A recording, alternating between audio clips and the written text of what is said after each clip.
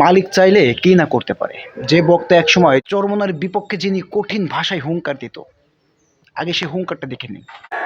জামাতে ইসলামের কথা শুনলেই ছায়ার মধ্যে চোরায়। কওমি শক্তি চরমোনার কোন মুরিদ পৃথিবীর কোন দাত্তার এবং দালাল তার পথের কাটাকে ছিটায়া বিছায়া রাখতে পারবে না। কথা বলেন না। শহীদি কাফেলাকে বলেন বেয়াদব, বেআমল, উচ্ছৃঙ্খল, কিন্তু আপনার ইতিহাস আমরা জানি। এই কঠোরপন্থী বক্তা তিনি কিভাবে চরমোনায়ের পীর সাহেবের দলে এসে চরমোনায়ের প্রশংসা করছেন সেটাও দেখুন। কথা বলেন নাকি শরিয়া কায়েম করা? আয় কয়েছে হুজুর ওই দাড়ি না রাখলেও চলে। কাটাকাটি মডার্ন ইসলাম নাই, দাড়ি ছাড়ো করিয়া লম্বা সামাবাদ দিয়া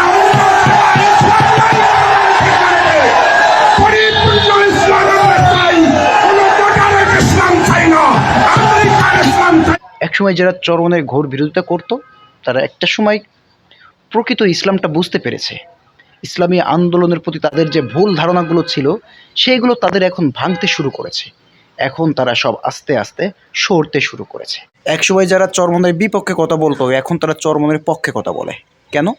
চরমোনায় হকের পক্ষে কথা বলে। চরমোনায় তারা কিয়ামত পর্যন্ত একটা সিট না পেলেও কোরআন সুন্নাহর বাইরে যাবে না, এই স্লোগানটা চরমোনায়ওয়ালারা দেয়। এই সমস্ত আলেমরা যে প্রকৃত পক্ষের ক্ষমতার লোভী আলেম না, যারা প্রকৃত পক্ষে ইসলাম চায়, এই ধরনের সব আলেমরা চরমোনায়কে সমর্থন করে। তাদের ভুল ভাঙতে শুরু করেছে, আস্তে আস্তে তাদের দিক থেকে মুখ ফিরিয়ে আনতে শুরু করেছে।